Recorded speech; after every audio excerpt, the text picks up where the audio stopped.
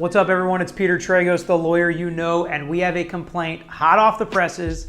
Brian Flores, the former coach of the Miami Dolphins, is filing a class action lawsuit against the NFL for racial discrimination in how they choose their coaches and front office executives.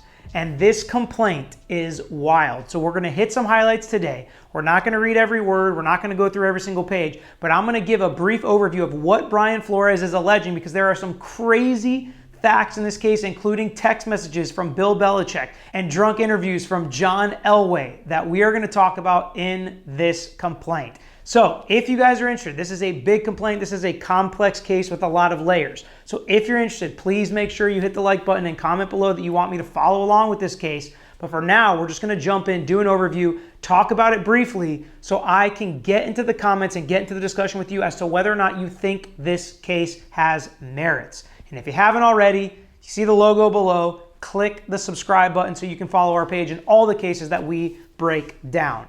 So what's very interesting is right off the jump, in this complaint, in the preliminary statement, they say, as this class action complaint is filed on the first day of Black History Month, we honor the brave leaders that fought so hard to help break down racial barriers of injustice, Martin Luther King, Harriet Tubman, etc. That's how they start a complaint that they're filing against the NFL. They know the media is going to cover this. They know people are going to be reading this and reacting to this and talking about this. This complaint is written more like a news article or magazine article than it is a legal complaint. There's a lot of repetition. The preliminary statement basically gives you an overview of the whole case, and then they repeat it in the factual allegations. They explain the parties after explaining them in the preliminary statement. They talk about the evidence and show text messages in the preliminary statement and again later in the complaint. So we're going to focus on the actual allegations, and most of it's going to come from the preliminary statement, because they talk about a lot of the long-lasting racial discrimination that's gone on in the NFL, why we have the Rooney Rule, which is a rule that forces organizations to interview at least one minority head coach, coordinators, and front office positions, including general managers. So let's get into what some of these background preliminary statement facts are. All right, we're going to start with paragraph 5. Many players decide to coach for their post-playing careers. Others desire to work their way into management level positions at one of the NFL's 32 teams. Unfortunately for Black individuals, that is easier said than done. And now some stats. Only one of the NFL's 32 teams employs Black head coaches, and that's after Flores was fired in Miami and Cauley was fired in Houston. So there were 2 more, but they were fired. Only 4 of the NFL's 32 teams employ a Black offensive coordinator. Only 11 of the NFL's 32 teams employ a Black defensive coordinator. Only 8 of the NFL's 32 teams employ a Black special teams coordinator, and only 3 of the NFL's 32 teams employ a Black quarterbacks coach. And 6 of the NFL's 32 teams employ a Black general manager. And this comes from a pool of players that is approximately 70% Black. So the players that have all the experience, that worked in the league, played in the league, know everything about the league, know all the players, 70%. And most of these percentages of hiring are 5, 10, 15, up to 30%, depending on the position we're talking about. So now we're going to jump to paragraph 12. It's been nearly 20 years since the NFL implemented the Rooney Rule, purportedly to try to combat the utter lack of Black head coaches in the NFL. As first implemented, the Rooney Rule required NFL teams to interview at least one Black person in connection with any head coaching vacancy. The Rooney Rule has since been expanded to cover general manager and other front office positions, as well as assistant head coach and coordinator positions. Moreover, as it relates to head coach positions, teams are now required to interview 2 minority coaching candidates, at least one of whom must be interviewed in person. So they've expanded the Rooney Rule, and here's kind of the definition of it. Now, they talk about in the next couple paragraphs how the Rooney Rule was well-intentioned, but it hasn't really done much to affect change. And there hasn't been punishment if you violate the Rooney Rule. And there have been some fake interviews in order to check the Rooney Rule box, a couple of which Brian Flores, the plaintiff in this case, has indicated have happened to him. Next, paragraph 14 talks about how Mr. Ross, the owner of the Dolphins, pressured Brian Flores to tank games in 2019 to try to get the #1 overall pick. If you remember that year, I think they got pick 5 and ended up taking Tua Tagovailoa ahead of Justin Herbert, which would have been the better pick. But he wanted them to tank as the owner. Brian Flores refused, and he acted like he started to get blackballed at that point and started to get set up to get fired a couple years later. Additionally, in paragraphs later, he says that Stephen Ross tried to pressure Brian Flores to break NFL rules and try to recruit a star quarterback that was not able to be recruited by Brian Flores because of the NFL rules, and Brian Flores refused to do that. And so Stephen Ross again started to say that he was difficult to work with and started creating this false narrative in order to fire Brian Flores. Now, that is my first issue with this complaint. As a lawyer that files complaints similar to this, I deal with defense lawyers, and if I'm a defense lawyer, I look at this and I say, it sounds like you may have gotten fired because you weren't doing what the owner wanted you to do. Now, he could argue that a lot of that was unethical or wrong or broke NFL rules, but again, not racial. So the Dolphins did hire him as a minority. They asked him to do some shady stuff, it sounds like, and then they fired him. But they didn't fire him because he was black. At least it doesn't sound like from these allegations. So that's the first issue I have with this complaint. There will be more. So those next couple paragraphs deal with how Mr. Ross treated him. Then, the most hilarious part of the complaint. This year, the Giants just hired Brian Daboll. They hired an assistant and executive from the Bills who came over. Now he's the Giants GM, and he hired the Bills offensive coordinator, Brian Daboll, who is white. Okay? But this gets crazy because they also interviewed Brian Flores. But was it a sham interview? Well, according to Brian Flores, the answer was yes. And how do we know that?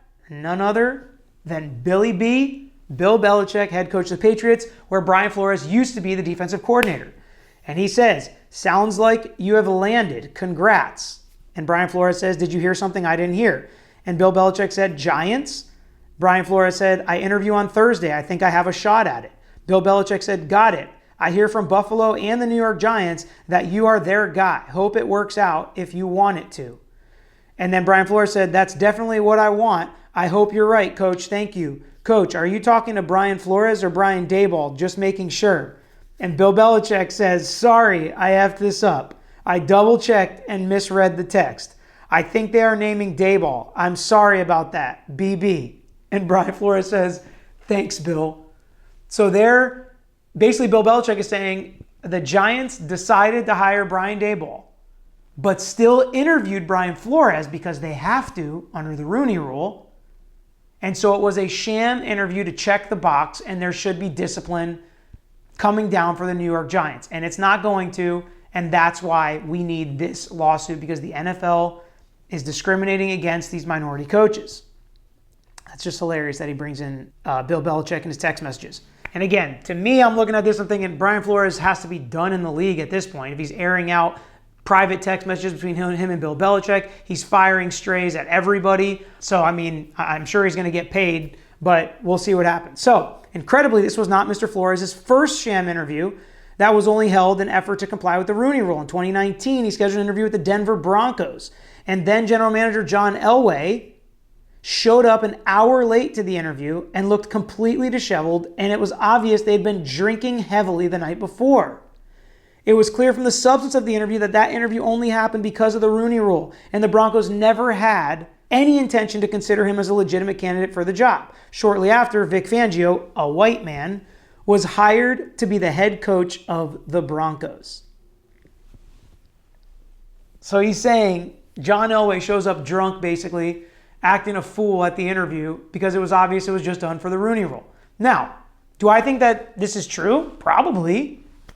But Brian Flores did get hired, and other minorities get hired, and I don't know if he's got enough here to prove this racial discrimination. And you better believe there's going to be an army of lawyers representing the NFL bringing these percentages as proof that it's not racial discrimination, and using the reasons that Brian Flores was fired as legitimate reasons, or at least a pretext that they're going to say is legitimate. And that's why they fired him, because he came up as a coordinator. He wasn't that old, and then he got the job with the Dolphins. Then he was fired. And I got to be honest, I was like, man, I hope the Bucs hire him, because I think he's a good coach, and I think he is a good coach, and I think he could have got another job. But for some reason, he jumped into this lawsuit rather quickly after just getting a job and getting fired. So again, he obviously believes in it. He obviously believes there's injustice at play, and he is running full steam ahead. So let's look at in the preliminary statement what it is they want, right? So what do you want, Brian Flores? Money, obviously, but what else do you want? What change do you want to see happen? Among the other relief sought, this is paragraph 23, Mr. Flores seeks the following injunctive relief, which means force the hand of the defendant. There's monetary relief and there's injunctive relief, which is you have to do something or stop doing something.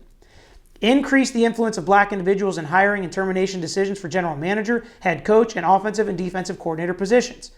Ensure diversity of ownership by creating and funding a committee dedicated to sourcing black investors to take majority ownership stakes in the NFL teams. There are 0 black majority owners at this point. Ensure diversity of decision making by permitting select black individuals and coaches to participate in the interviewing process for general manager, head coach, and offensive and defensive coordinator positions. Increase the objectivity of hiring and termination decisions for general manager, head coach, offensive and defensive coordinator positions. Require NFL teams to reduce to writing the rationale for hiring and termination decisions, including a full explanation of the basis for any subjective influence, trust, personality, interview performance. That's a big step. That's something like our legislature in Florida forces judges to make certain factual findings in summary judgment hearings and other motions where they have an order. They can't just say denied or affirmed. They have to actually give factual findings. That's what they're asking this court to force NFL teams to do in the future. Require NFL teams to consider side-by-side comparisons of objective criterion such as past performance, experience, and objective qualifications. Increase the number of black offensive and defensive coordinators. Create a fund and training program for lower-level black coaches who demonstrate an aptitude for coaching and an interest in advancing to a coordinator position. Incentivize the hiring and retention of black general managers, head coaches, and offensive and defensive coordinators through monetary, draft, and or other compensation such as additional salary cap space. So if you hire a black coach, you get an extra draft pick. If you hire a black coach, you get extra salary cap space so your team can get better. This is interesting. This is out-of-the-box thinking. Do we like this as fans of the NFL, as fans of diversity, as fans of inclusion, as fans of equality? Do we like this? Do we think these are good steps? Or no, do we not like this, and why? Let me know in the comments. Complete transparency with respect to pay for all general managers, head coaches, and offensive and defensive coordinators. So that is what they're looking for. That's the main crux. At the end of the complaint, in the wherefore clause, they also ask for compensatory damages, punitive damages, money. A lot of money is what they're going to be asking for throughout this case as well. If I were to guess outcome, it's easy for me to guess because 99% of these cases settle. I would say this case is going to settle outside of court. Just like a case they reference here, we're about to go through some of the, what they call, history of race discrimination in the NFL. Now, there's no doubt the Rooney Rule is in place because there were not enough black and minority coaches and leaders in the NFL. And it went to fight against that. But every year we hear about sham interviews and how it wasn't real and what a joke and the eye rolling that it seems like some of these coaches, and there are some coaches that it happens to every year. And it's horrible to think, and you start to think maybe they're not a good coach, but maybe it is just racial discrimination. And that's something that I would be very interested to get more and more background on and learn more and more about if we can, see behind the curtain, basically, and learn something that we don't know. Open Pandora's box. See the Wizard of Oz, basically, because that's what this feels like to me. A big, humongous organization, multi-billion-dollar organization that is the NFL. So I'm just going to run through the headlines of this section because even if this has legitimacy to this complaint, some of these headlines are like, what does this have to do with the specific allegations in this case? But let's see it. So first, it goes through the history of the 1920s and 30s of racism in the NFL and in America. But then we get some headlines. Discrimination against Colin Kaepernick, which we know resulted in a huge settlement. Acquiescence to discrimination by head coach John Gruden. We talked about that, the racist emails and text messages between him and other leaders in the NFL. The NFL's concussion settlement discriminating against black players. In the concussion settlement, apparently they say that the black players have a lower cognitive baseline than the white players. And that's the definition of racism, and they go into that in this section. Next, the NFL's attempt to pander during widespread societal racial protests. So now they're looking at the NFL and saying all the stances you took that seemed to be in support of racial equality, we're saying you're just pandering and you were just saving face and you were just doing that to look good. You didn't actually care about it. So now they're condemning those actions. the lack of black coaches, and the failure of the Rooney Rule. And they go into, again, those percentages, those numbers, how the Rooney Rule really isn't working. So this is a class action, huge lawsuit filed by Brian Flores. I can't wait to hear what you all think about this case. And a quick update, when a lawsuit like this drops and every news station picks it up and it's all over social media, you know the NFL is going to respond. And the NFL's statement on Brian Flores' lawsuit is the NFL and our clubs are deeply committed to ensuring equitable employment practices and continue to make progress in providing equitable opportunities throughout our organizations. Diversity is core to everything we do, and there are few issues on which our clubs and our internal leadership team spend more time. We will defend against these claims, which are without merit, which is really interesting for the NFL to say when there is a history of these kinds of issues. They have rules trying to combat these kinds of issues, but we had a ton of NFL players, coaches, and people in the media come out to support Brian Flores. These things that are in this lawsuit could be bombshells, like paying for tanking and secret meetings on yachts that people think happens in the NFL, and we make shows about it and we joke about it, but it may be coming to light in a public forum, which is a lawsuit. And the court system is we, the public's opportunity to see behind the curtain and see what's going on here. So this is a clash that has been boiling up for years and years and years. All these claims have been made against the NFL throughout its entire history. And we saw the Colin Kaepernick come to light and then kind of go away with a settlement and with some money. Will the same thing happen with Brian Flores? If I were to guess, I would say that yes, there was going to be a settlement for some monetary value. But I also think there will be more rule changes coming in the NFL to combat racism. And we will see something change in the NFL, even if it doesn't come with an admission of guilt or an admission of wrongdoing on the part of the individual clubs or the NFL in its entirety. So we're going to be following this. Make sure you give the video a like and let us know what questions or comments you have about this lawsuit and this case.